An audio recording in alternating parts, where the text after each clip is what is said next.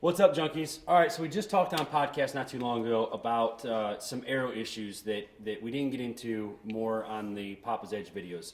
So I grabbed Jack out of his office, came over here literally about 38 yards from the studio, and I wanted to just take a minute with him and kind of talk about just the different spines that you can run into and how those have an effect on your paper tear, on your tuning. So that's what we're going to talk about. I'm glad you guys are here. Let's get to this.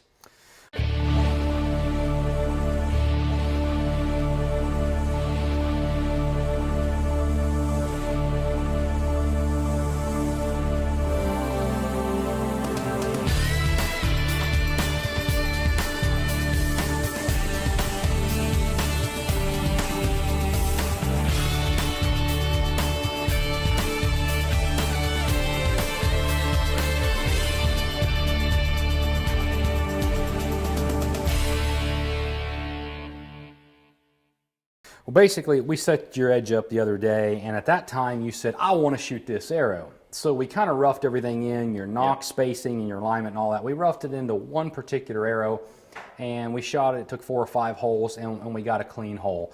Now, what we can do here is we brought several arrows, and I've got a few more sitting over here that I'm going to grab just real quick. I know, obviously, Gold Tip, big sponsor, you big sponsor of Bow Junkie and the archery game in general. I brought some other arrows, too. I've bought a couple of Easton aluminums. I've brought an Easton carbon or two, and they're all basically the same kind of length. They do have varied nocks, and they've got some varied vanes. I want to show the people at home how some of this stuff can absolutely change your tune, change your tear. I got a funny feeling that we start out, something like a 500 spine and start working down towards your arrows. We're going to see not only height change, we're going to see directional changes. And assuming that our archer is real consistent and he's doing the same thing, we can see what the arrows are doing through the paper. One Red Bull and one Monster in. Boom. Well, if you not say, if you don't want to say, well, I want to shoot one particular arrow, then you can shoot the bow lined up, basically square how we did yours, basically running down the middle of the stabilizer, and you can find one that the bow likes. Again, as we said on the podcast, that's not everybody's theory. Yeah. But there's only so much we can do with our bow. And not everybody is a master bow mechanic. Not everybody wants to shim limbs and pockets and shift this and that and put fallaways on and adjust cables and rods and all that stuff. Some people say, here's my bow, it fits me, I love it. Well, how do I hit what I'm aiming at? How do I want more forgiveness?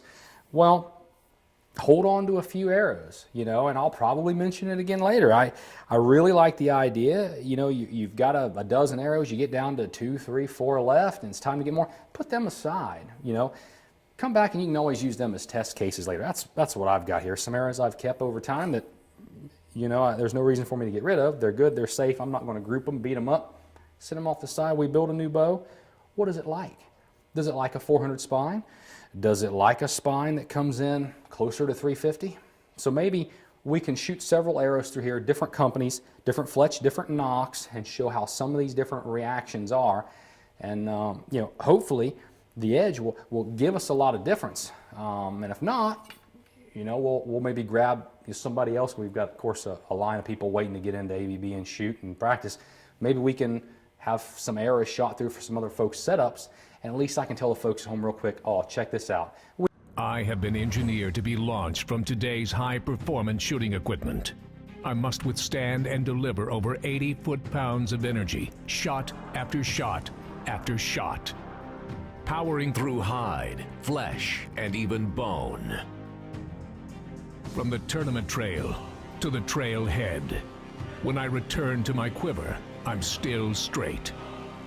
I am Gold Tip, the toughest arrow you will ever shoot. All right, Jack, we've got our arrows here, and you're going to show some differences. What do you want to start with? Do you want to start with where we were at, or what do you want to start with? Well, I'm just going to show some folks what we basically did on the bow was, you're new to this particular bow and this grip. We just went ahead and ran even tiller, and usually on most bows, you lock the limbs down, the tiller's pretty much even. So we measured it, the tiller is even.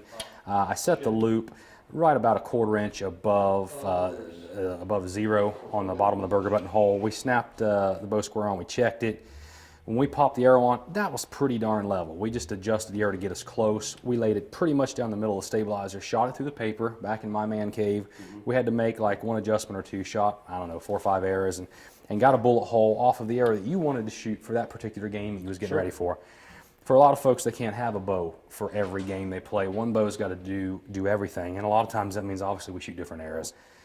You can do different things with your rest. You can do different things with your different styles of nocks. These nocks are going to have a different fit. We covered that on one of our talks. So, you know, I know right off the bat, one of these nocks likes about 110 thousandths a serve. One of these nocks likes a little bigger. You know, a lot of pin nocks like smaller. They want to come in maybe around 108. So there's a few things here that we can go over. I'll have you shoot a couple of different arrows to the paper to show people we would have did a lot of these steps for just about any arrow that anybody shot, whether it been any of these arrows or from another manufacturer. So we'll have you step up, and a lot of folks are going to say, well, why are you guys shooting at about 4 to 5 yards from the paper? Well, that's simple.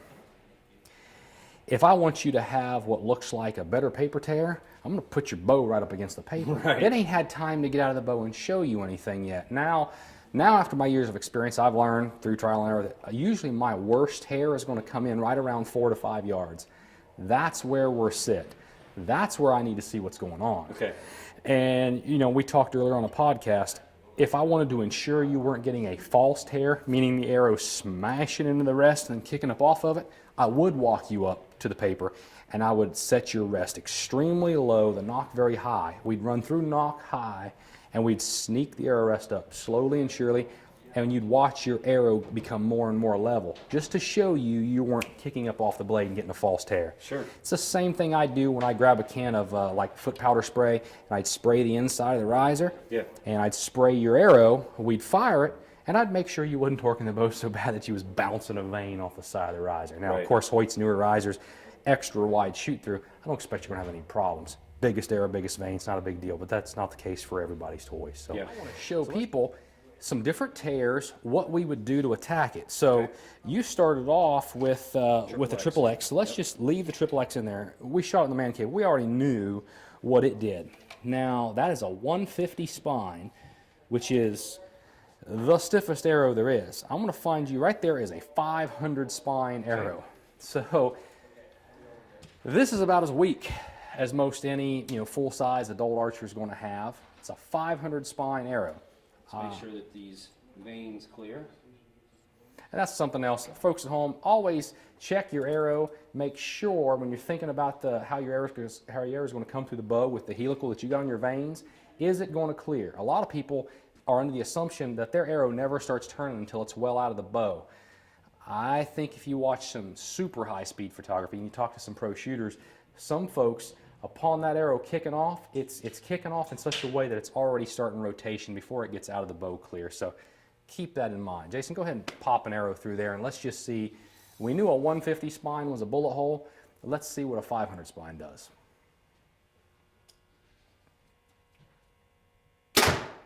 Okay, let's take a look at it and see what that did to us. Okay. That's not surprising. That arrow is far, far weaker. Look at this massive nock high tear. Okay. All right, so if you shot that arrow, we got a couple of options. Either I need to raise your arrow rest up, or I need to lower your loop. Well, folks, think about this. This arrow loop is already in the section of the bow basically that we want it. We call it the sweet spot. Yeah. Do I want to cut all this off, move it down, cut the peep tie off, move it down, or do I just want to raise his arrow rest up slightly? Raising it up a hair here would take care of the problem. So in this particular case, I see my 3 veins. I see the bullet point at the bottom. It's quite a bit nock high. I just raise the arrow rest up. Or we haven't weighed that arrow. If that arrow, if you had the ability to lower your poundage a little bit, got you closer to IBO legal, we'd be fine. We just drop the poundage. That's a simple fix. Not to sound dumb, I was kind of hoping for a horribly, massively ugly tear that I could give us one. we had. I'd rather you don't. So, we could have did more with something else. So we'll play with a couple other arrows, see what other kind of stuff we get. Okay. I just wish I could find one place that has everything I need in archery.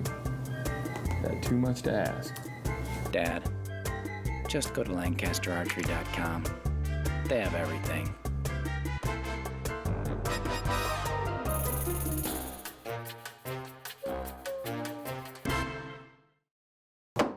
Landon! I am just a baby. Just a baby.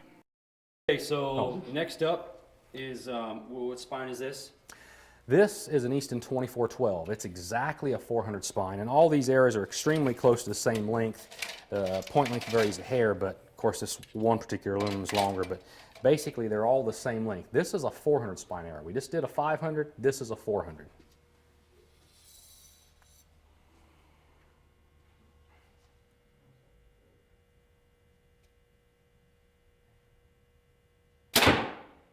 Okay, when we go in on that particular tear, we're going to see nearly the same amount high in ratio, because this arrow is quite a bit larger in diameter than, it's like basically a .246 diameter we shot through the first time.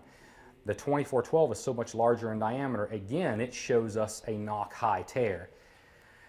Again, not to sound dumb, Yeah. your bow's making this a little too easy for us, because typically we're going to get some side to side change, because we're going to have, folks, when you have your bow and you draw your bow back, you've got all this load on the cable side. When a guy is at full draw, if he held his bowstring, I could pretty much just pop his peep sight out of his string with my fingers. There's almost no tension on the shooting string at full draw.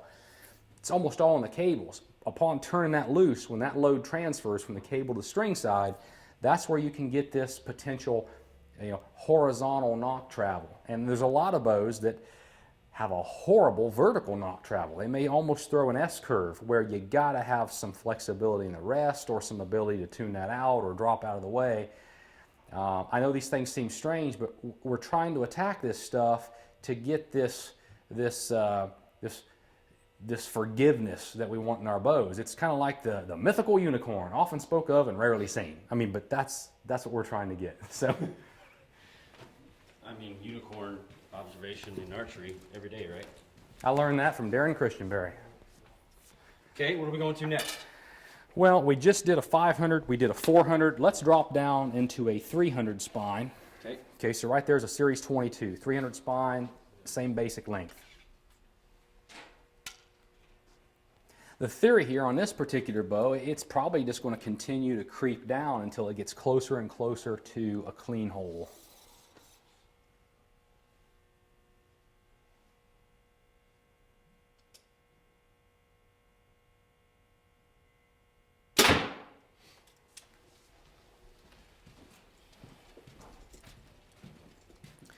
Now that particular arrow is quite a bit stiffer than the other. It's starting to change directions. It's starting to bring some left in. So it's starting to tell us if we kept going that direction, it's a very good possibility we may have to start sneaking the arrow rest towards the bow, if that makes sense. If it started to sneak around to the left, we would have to move it in. And that's the kind of things you got to look for. What we didn't point out was each one of these arrows have a slightly different knock.